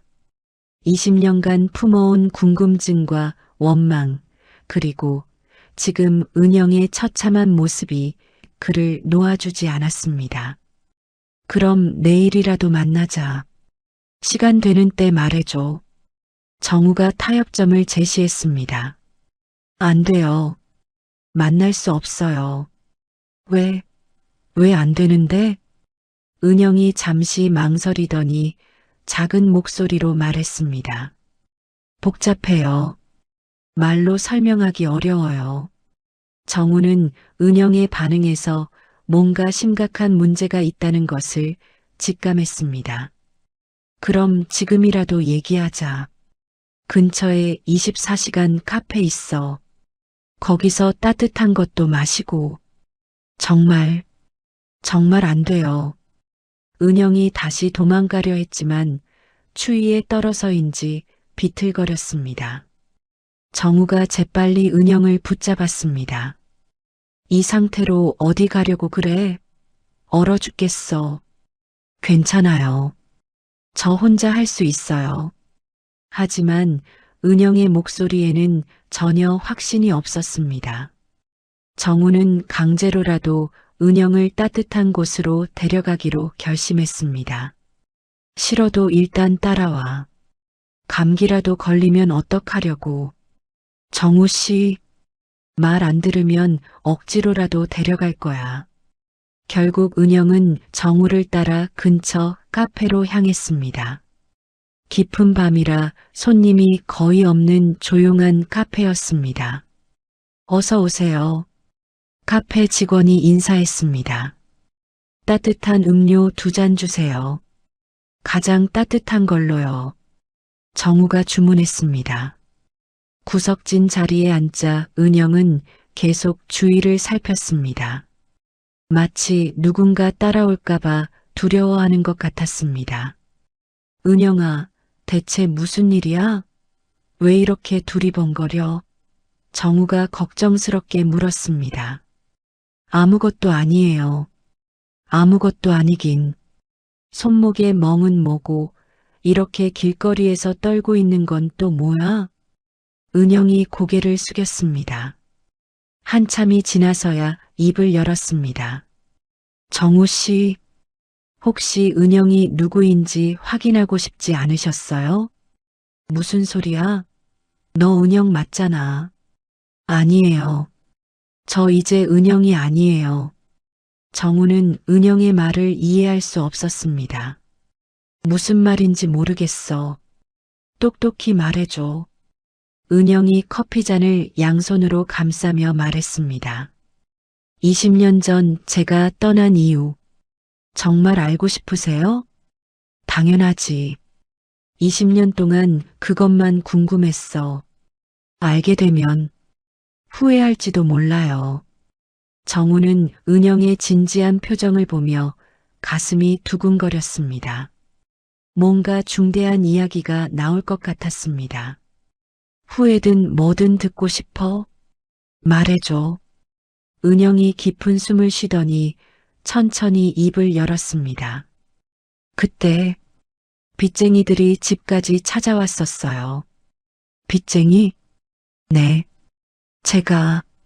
제가 친정 쪽 비포증을 섰었거든요. 정우 씨한테는 말하지 않고 정우의 얼굴이 굳어졌습니다.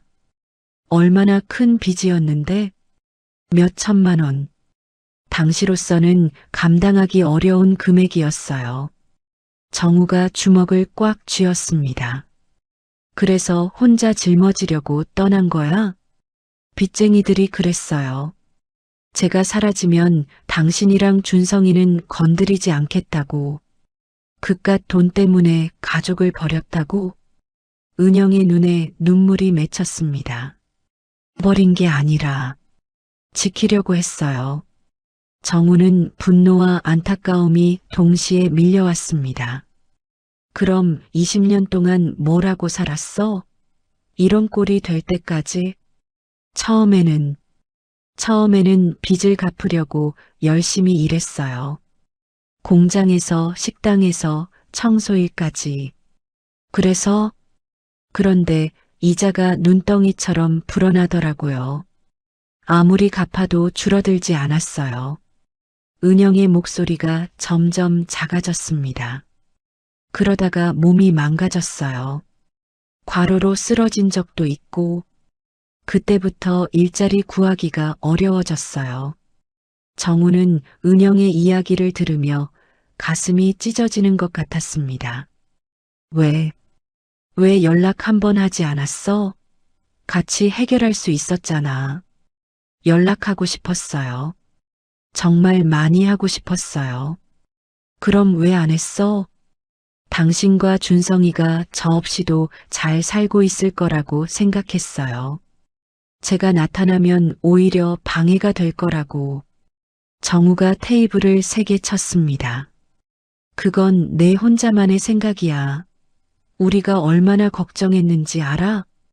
카페 직원이 놀라서 쳐다봤습니다. 정우가 목소리를 낮췄습니다. 준성이가 얼마나 엄마를 그리워했는지 알아? 매일 밤 울었어. 은영이 고개를 감싸며 울기 시작했습니다. 미안해요. 정말 미안해요. 미안하다고 끝나는 일이 아니야. 20년이라는 시간이 얼마나 긴 시간인지 알아? 정우의 목소리에 20년간 쌓인 서운함과 원망이 담겨 있었습니다. 그런데 지금은 어떻게 살고 있어? 집은 있어? 은영이 고개를 저었습니다. 노숙 하고 있어요. 뭐라고? 가끔 쉼터에서 하룻밤 재워주기도 하지만 대부분은 길에서. 정우의 마음이 무너져 내렸습니다. 한때 사랑했던 여인이 이런 처지가 되었다는 것이 믿어지지 않았습니다. 은영아, 이제 그만하자. 다시 시작하자. 정우의 제안에 은영은 고개를 세차게 저었습니다. 안 돼요. 다시 시작할 수 없어요. 은영이 떨리는 목소리로 말했습니다. 왜? 이제 빚쟁이들도 없을 텐데. 그게 아니에요. 정우는 은영의 반응에서 뭔가 더 큰 문제가 있다는 것을 직감했습니다. 그럼 뭐야? 다른 이유가 또 있어? 은영이 한참을 망설이더니 조심스럽게 입을 열었습니다. 정우 씨, 저 이제 혼자가 아니에요. 정우의 얼굴이 굳어졌습니다. 무슨 뜻이야? 다른 사람이 있어요. 정우는 마치 머리를 둔기로 맞은 것 같은 충격을 받았습니다. 20년 동안 기다렸는데 은영에게는 다른 사람이 있다는 것입니다. 누구야? 어떤 사람인데? 그건 말하기 어려워요. 말하기 어렵다고? 나는 20년을 혼자 살았는데. 정우의 목소리가 커지자 은영이 움찔했습니다. 조용히 해주세요. 제발 조용히 하라고. 지금 내가 조용히 할 상황이야? 은영이 주위를 두리번거리며 불안해했습니다. 정우 씨, 목소리 좀 낮춰주세요. 정우는 은영의 반응이 이상하다는 것을 느꼈습니다. 단순히 부끄러워하는 것이 아니라 무언가를 두려워하는 것 같았습니다. 은영아, 혹시 그 사람이 너를 때리는 거야? 은영이 깜짝 놀라며 정우를 바라봤습니다. 아, 아니에요. 왜 그런 생각을 하세요? 손목멍은 뭐고 이렇게 떨고 있는 건 뭐야? 은영이 소매로 손목을 가리며 급하게 말했습니다. 이건 제가 실수로 누가 봐도 손자국이잖아. 정우가 은영의 손목을 보려 하자 은영이 뒤로 물러났습니다. 정우 씨, 제발 그만해요. 그만하긴 뭘 그만해. 누가 너를 때리는 거야? 말해. 아무도 안 때려요. 하지만 은영의 목소리가 너무 떨리고 있어서 전혀 설득력이 없었습니다. 정우는 다른 접근을 시도했습니다. 그 사람, 어떤 사람이야? 직업은 뭐고? 그냥 평범한 사람이에요. 평범한 사람이 왜 여자 손목에 멍을 만들어? 정말 아니라고요. 은영이 소리를 지르자 카페 직원이 걱정스럽게 바라봤습니다. 정우가 죄송하다는 표시로 고개를 숙였습니다. 은영아, 솔직히 말해줘. 그 사람이 너를 괴롭히는 거지? 은영이 눈물을 흘리며 고개를 저었습니다. 아니에요. 정말 아니에요. 하지만 정우는 이미 확신하고 있었습니다. 은영이 가정폭력에 시달리고 있다는 것을 말입니다. 그 사람 이름이 뭐야? 왜 그걸 알려고 하세요? 당연히 알아야지. 내 전처를 때리는 놈이 누군지. 정우 씨, 제발 그냥 돌아가세요. 저한테 신경 쓰지 마세요. 신경 안 쓰라고? 내가 이 꼴이 되어 있는데 어떻게 신경을 안 써? 정우가 은영의 어깨를 잡으려 하자 은영이 깜짝 놀라며 뒤로 물러났습니다. 아야. 은영이 작은 신음을 내뱉었습니다. 정우가 살짝 건드린 어깨 부분에 상처가 있는 것 같았습니다. 어깨도 다쳤어? 보여줘. 아니에요. 괜찮아요. 정우는 더 이상 참을 수 없었습니다. 은영아, 그놈이 누구든 상관없어. 지금 당장 경찰서 가자. 안 돼요. 절대 안 돼요. 은영이 거의 공포에 질린 표정으로 만류했습니다. 왜 안 되는데? 폭력 당하고 있으면서 경찰서 가면 더 위험해져요. 더 위험하다고? 무슨 소리야? 은영이 주위를 살피더니 작은 목소리로 말했습니다. 그 사람, 보통 사람이 아니에요. 보통 사람이 아니라니? 무서운 사람들이랑 어울려요. 그래서 경찰도 별로 소용없어요. 정우는 상황이 생각보다 심각하다는 것을 깨달았습니다. 그럼 더욱 안 되잖아. 그런 위험한 놈한테서 빨리 도망쳐야지. 도망칠 수 없어요. 그 사람이 절 찾아낼 거예요. 찾아내면 어떻게 하는데? 은영이 몸을 떨며 말했습니다. 죽일 거예요. 정말로. 정우의 혈압이 올라가는 것을 느꼈습니다. 그런 위험한 놈한테 왜 갔어? 왜? 선택권이 없었어요. 길에서 얼어 죽을 뻔했을 때 그 사람이 도와줬거든요. 도와준다면서 때리고 있잖아. 처음에는 정말 도움이 됐어요. 따뜻한 곳에서 잘 수 있게 해줬고, 은영의 목소리가 점점 작아졌습니다. 그런데 언젠가부터 이상해졌어요. 저를 소유물처럼 생각하기 시작했어요. 그래서 계속 맞으면서 살고 있는 거야? 달리 갈 곳이 없어요. 그리고 그리고 제가 도망치면 그 사람이 화를 낼 거예요. 정우는 은영이 얼마나 절망적인 상황에 있는지 이해했습니다. 하지만 동시에 분노가 치밀어 올랐습니다. 은영아, 그 사람 이름만 말해줘. 내가 직접 만나볼게. 안 돼요. 절대 안 돼요. 은영이 패닉 상태에 빠진 것처럼 울기 시작했습니다. 정우 씨까지 다치면 어떡해요? 그 사람은 정말 무서운 사람이에요. 정우는 은영을 달래려 했지만 은영은 계속 떨고 있었습니다. 진정해, 은영아. 내가 뭔가 방법을 찾아볼게. 방법 없어요. 이미 너무 늦었어요. 며칠 후 정우는 은영을 다시 만나기로 약속했습니다.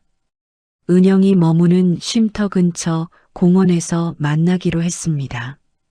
정우는 은영을 그 위험한 남자로부터 구해내야 한다는 생각으로 가득했습니다. 약속 시간보다 일찍 도착한 정우는 벤치에 앉아 은영을 기다렸습니다. 그런데 멀리서 은영이 누군가와 통화하는 모습이 보였습니다. 정우는 은영이 자신을 발견하지 못하도록 나무 뒤로 몸을 숨겼습니다. 은영의 목소리가 바람에 실려 들려왔습니다. 네, 알겠어요.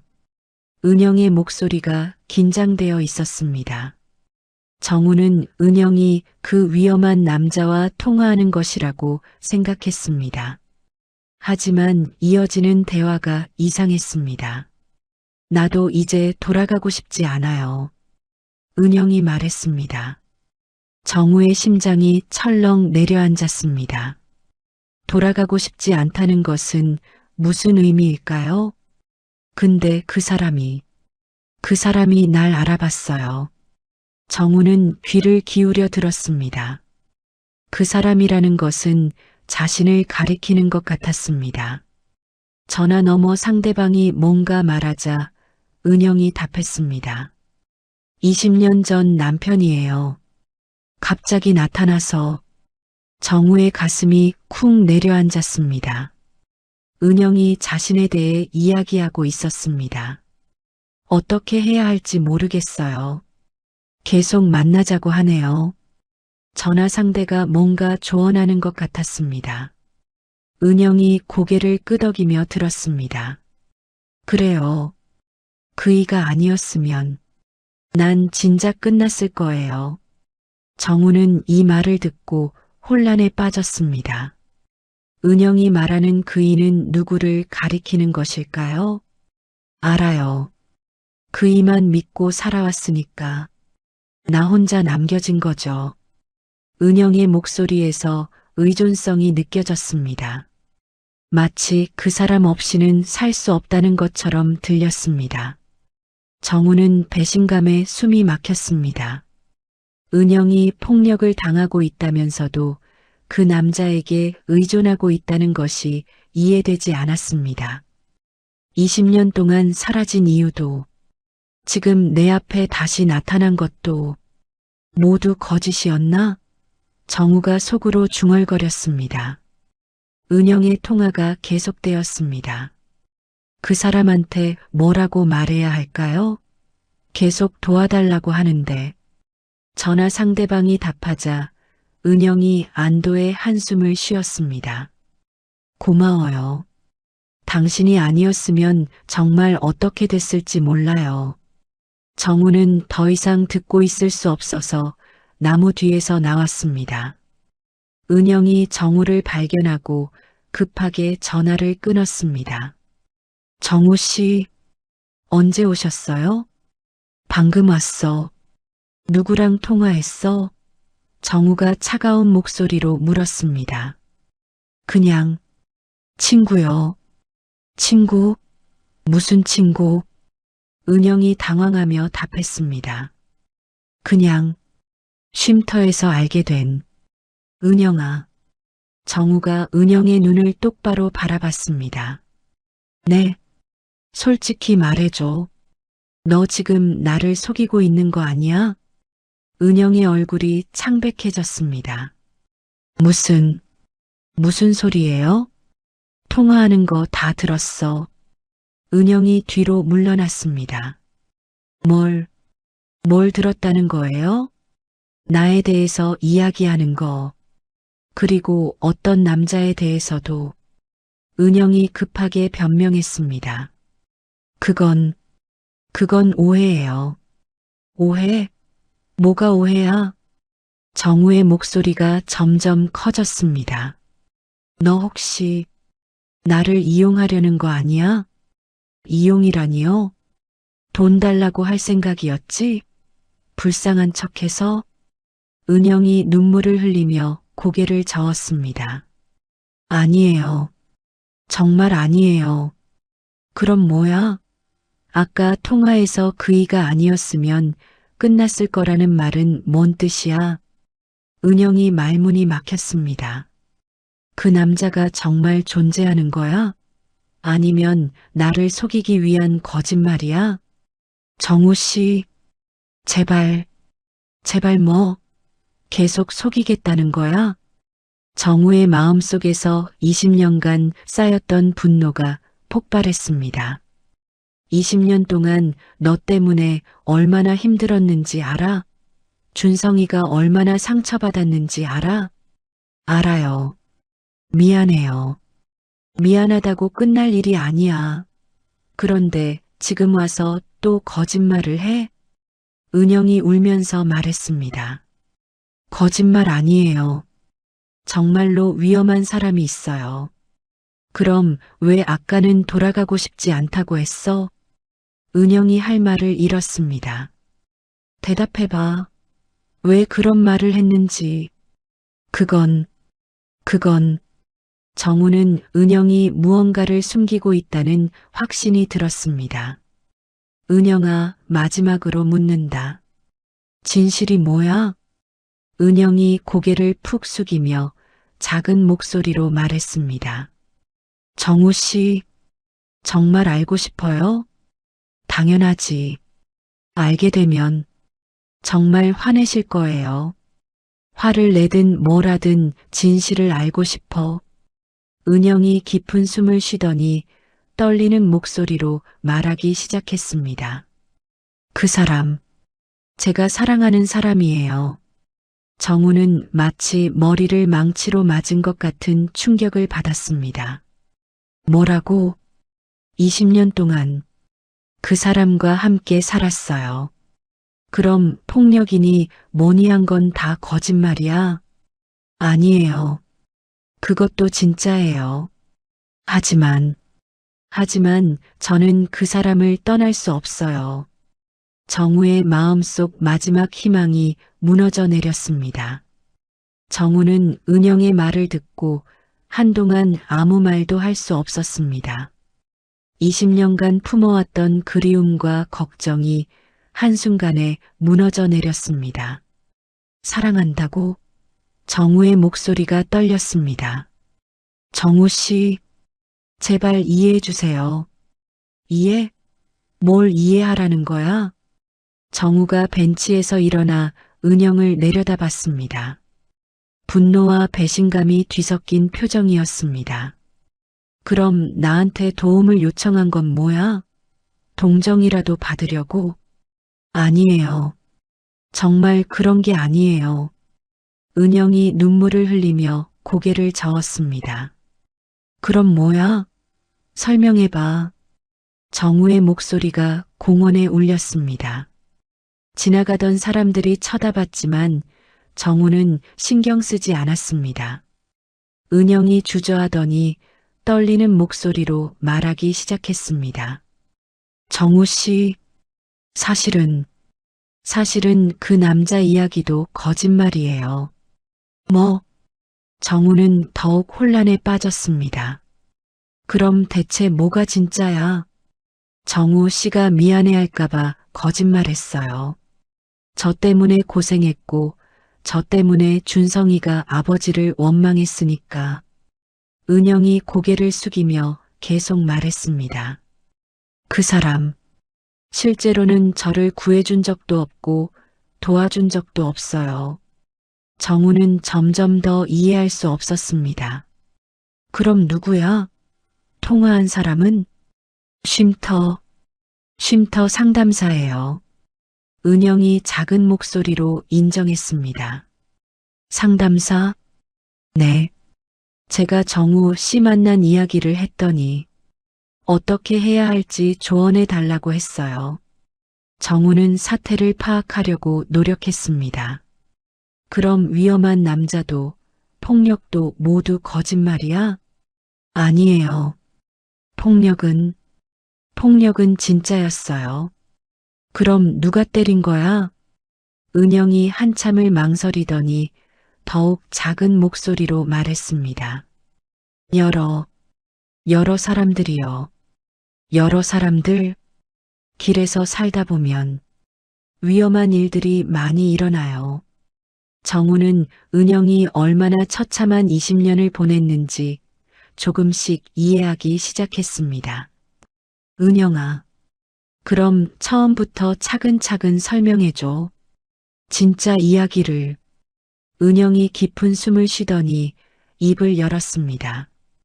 20년 전에 떠난 이유는 정말로 빚 때문이었어요. 그것은 거짓말이 아니에요. 정우가 은영 옆에 다시 앉았습니다. 계속해. 처음 몇 년은 정말 열심히 일했어요. 빚을 갚기 위해서. 그런데 생각처럼 쉽지 않았어요. 은영의 목소리에 20년의 고생이 묻어났습니다. 그러다가 몸이 망가졌고 일자리를 구하기도 어려워졌어요. 왜 연락하지 않았어? 처음에는 빚을 다 갚고 돌아가려고 했어요. 그런데 시간이 갈수록 더 힘들어졌어요. 이런 모습으로는 돌아갈 수 없다고 생각했어요. 정우는 은영의 마음을 이해할 수 있었습니다. 그래도 연락 한번 할 수는 있었잖아. 정우 씨, 사실 몇 번이나 돌아가려고 했어요. 정말? 네. 정우 씨가 저를 찾는다는 얘기를 들었거든요. 정우의 가슴이 뛰었습니다. 어떻게 알았어? 동네 사람들 통해서 간접적으로 들었어요. 그럼 왜 안 왔어? 은영이 눈물을 훔치며 말했습니다. 그때마다 제 꼴을 보여줄 자신이 없었어요. 정우는 은영의 심정을 이해했습니다. 자존심과 부끄러움 때문에 돌아올 수 없었던 것입니다. 그럼 지금은? 왜 지금 나타난 거야? 더 이상 견딜 수 없었어요. 정말로 죽을 것 같았어요. 은영이 소매를 걷어 올려 팔뚝을 보여줬습니다. 여러 개의 상처와 멍이 있었습니다. 이것들 모두 길에서 당한 거예요. 정우의 마음이 아팠습니다. 바보야. 왜 이런 고생을 혼자 했어? 미안해요. 정말 미안해요. 은영이 울면서 말했습니다.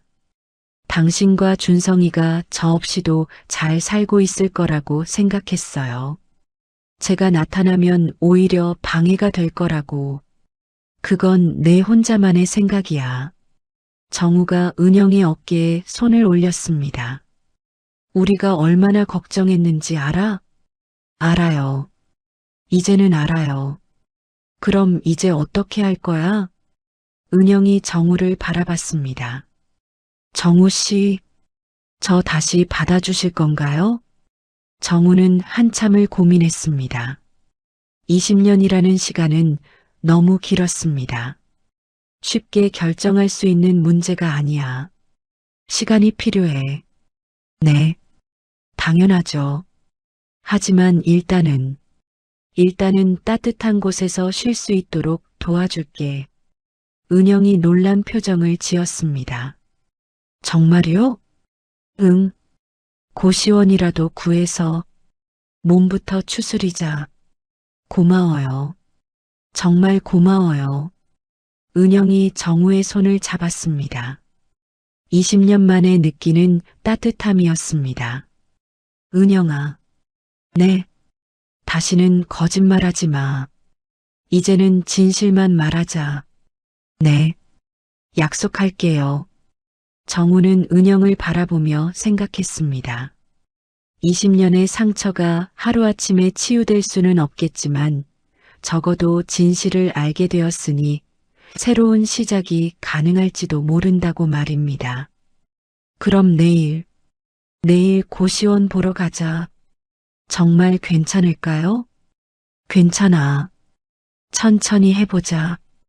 은영의 얼굴에 20년 만에 희망의 빛이 떠올랐습니다. 일주일 후 정우는 고시원에 자리를 잡은 은영을 만나러 갔습니다. 작은 방이었지만 은영에게는 20년 만에 얻은 안전한 공간이었습니다. 어때? 좀 나아졌어? 정우가 은영의 얼굴을 살펴봤습니다. 며칠 동안 쉬면서 은영의 얼굴에 조금씩 생기가 돌기 시작했습니다. 깨끗한 옷을 입고 머리도 단정하게 정리한 모습이었습니다. 네, 정말 고마워요. 오랜만에 편히 잤어요. 그나저나 은영아, 이제 준성이한테도 얘기해야 하지 않을까? 은영의 얼굴이 순간 굳어졌습니다. 준성이한테요? 응. 20년 동안 엄마가 어디 있었는지 궁금해했어. 준성이가 저를 용서할까요? 정우는 솔직히 확신할 수 없었습니다. 준성은 어머니가 사라진 후 상당한 상처를 받았고 그 상처가 아직도 남아있을 것이기 때문입니다. 모르겠어. 하지만 알 권리는 있다고 생각해. 은영이 불안한 표정으로 고개를 끄덕였습니다. 그럼 언제 만날까요? 내가 연락해 볼게. 마음의 준비를 하고 정우는 집으로 돌아가서 준성에게 전화를 걸었습니다. 준성아, 아빠야. 네, 아빠. 무슨 일이세요? 시간 될 때 한번 만났으면 해서. 중요한 얘기가 있어. 준성의 목소리에서 긴장이 느껴졌습니다. 무슨 일인가요? 아빠 건강에 이상이라도. 아니야. 건강은 괜찮고 그냥 만나서 이야기하자. 네, 알겠습니다. 이번 주말에 갈게요. 토요일 오후 준성이 철물점을 찾아왔습니다. 32의 나이가 된 준성은 정우를 많이 닮아 있었습니다. 아빠, 무슨 중요한 얘기가 있으신가요? 정우는 어떻게 시작해야 할지 고민했습니다. 20년간 숨겨온 진실을 말하는 것이 쉽지 않았습니다. 준성아, 혹시 엄마에 대해서 아직도 궁금해하니? 준성의 표정이 굳어졌습니다. 왜 갑자기 엄마 얘기를? 대답해줘. 궁금하지? 준성이 잠시 망설이더니 고개를 끄덕였습니다. 솔직히 아직도 궁금해요. 왜 그렇게 갑자기 사라졌는지. 그럼 만나볼래? 네. 무슨 소리예요? 정우가 심호흡을 하고 말했습니다. 엄마, 찾았어. 준성의 얼굴이 창백해졌습니다. 찾았다고요? 어디서? 우연히. 며칠 전에 만났어. 준성이 의자에 털썩 앉았습니다. 그럼 엄마가 살아계신다는 거예요? 응. 20년 동안 어디 계셨던 거예요? 정우는 은영의 이야기를 준성에게 차근차근 들려줬습니다. 빚보증의 문제부터 시작해서 지난 20년간의 고생까지 모든 것을 말했습니다. 준성은 이야기를 들으며 여러 가지 감정을 겪었습니다. 분노, 안타까움, 그리고 안도감까지. 그럼 엄마가 우리를 버린 게 아니라 지키려고 했던 거였다는 말이에요? 그렇다고 할 수 있지. 준성이 고개를 감쌌습니다. 아이고, 그럼 20년 동안 엄마를 원망했던 제가 잘못한 거네요. 아니야. 너도 피해자야. 엄마 지금 어디 계세요? 고시원에서 지내고 있어. 만나볼래? 준성이 한참을 고민했습니다. 솔직히 무서워요. 뭐가? 20년이라는 시간이 너무 길잖아요. 정우는 준성의 마음을 이해했습니다. 천천히 생각해도 돼. 아니요. 만날게요. 만나야 해요. 다음 날 정우와 준성은 함께 은영의 고시원으로 향했습니다. 은영은 아들을 만난다는 생각에 밤새 잠을 이루지 못했습니다. 정말 저를 만나고 싶어 하나요? 은영이 불안해했습니다. 준성이도 긴장하고 있어. 서로 마찬가지야. 고시원 1층 로비에서 만났습니다. 준성은 은영을 보자마자 뒤로 물러났습니다. 엄마, 정말 엄마 맞아요? 은영의 얼굴도 창백했습니다.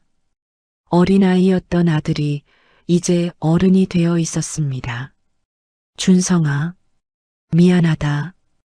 은영이 고개를 들지 못했습니다. 엄마, 준성의 목소리가 떨렸습니다. 20년 동안 정말 많이 그리워했어요. 은영이 눈물을 흘리기 시작했습니다. 미안해. 정말 미안해. 왜 한 번도 연락하지 않으셨어요? 살아있다는 것만이라도 용기가 없었어. 준성이 분노와 당혹감을 동시에 드러냈습니다.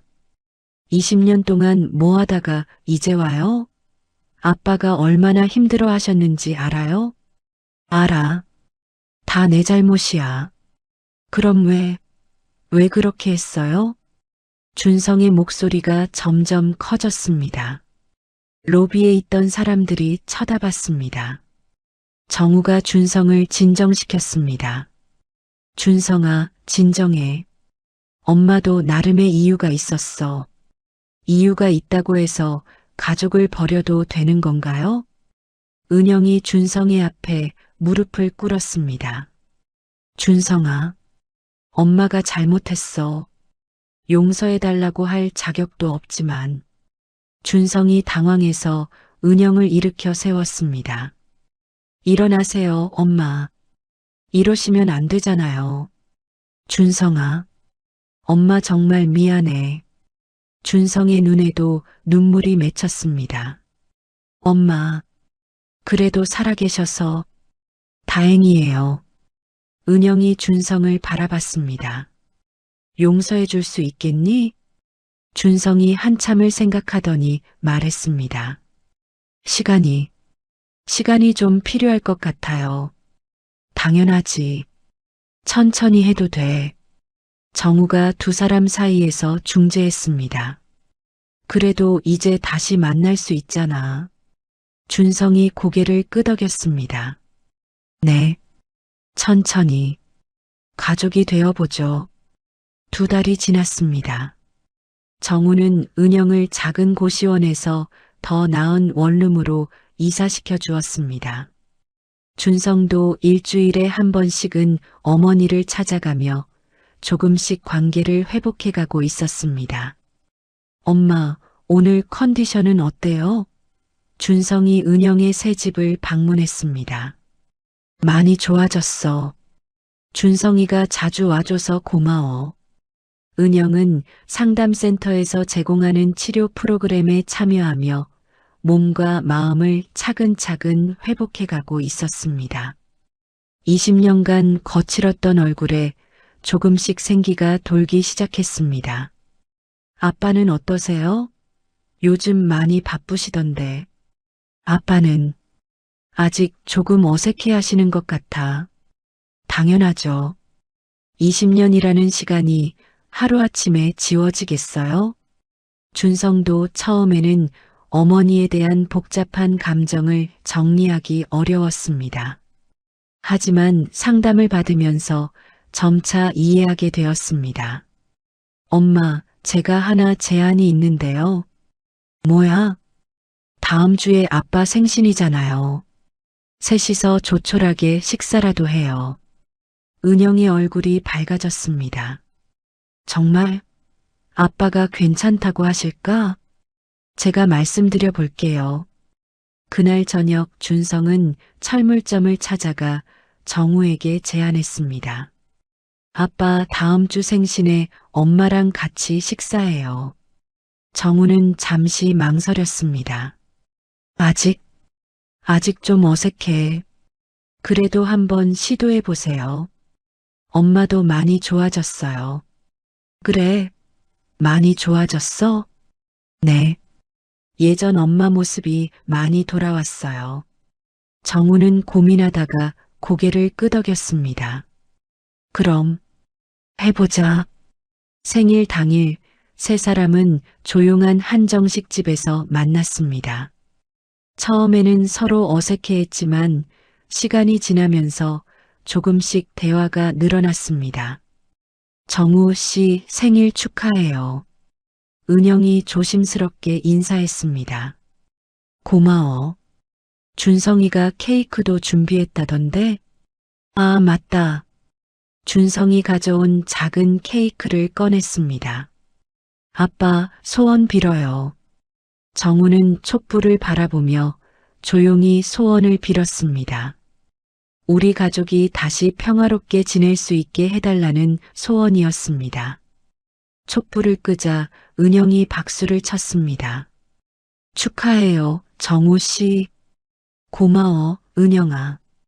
오랜만에 정우가 은영의 이름을 정답게 불렀습니다. 식사를 하며 세 사람은 예전 이야기도 나누고 앞으로의 계획도 이야기했습니다. 엄마, 이제 일자리도 구하셨다면서요?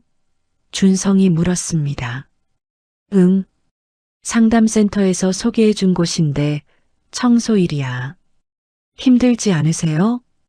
괜찮아. 오히려 일이 있으니까 마음이 안정돼. 정우가 조심스럽게 말했습니다. 무리하지는 마. 몸이 완전히 회복되지 않았잖아. 고마워요. 조심할게요. 그날 이후 세 사람은 한 달에 2번씩 만나기로 했습니다.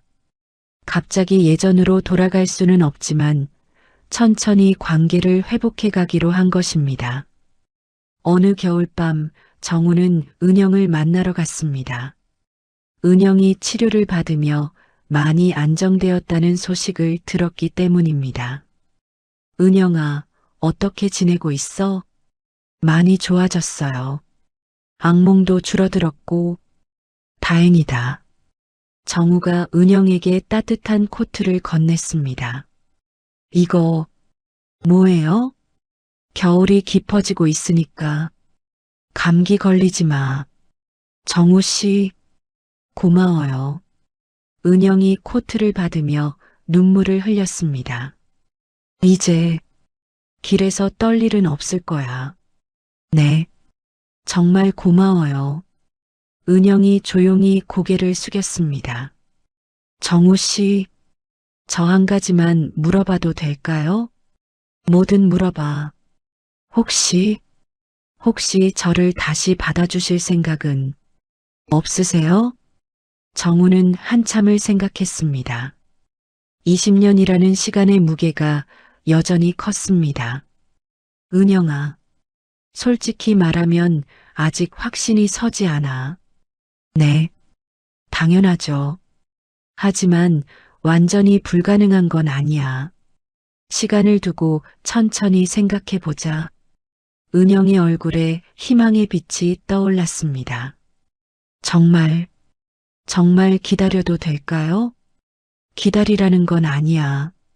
그냥 우리 모두 천천히 마음을 정리해 보자는 거야. 네, 알겠어요.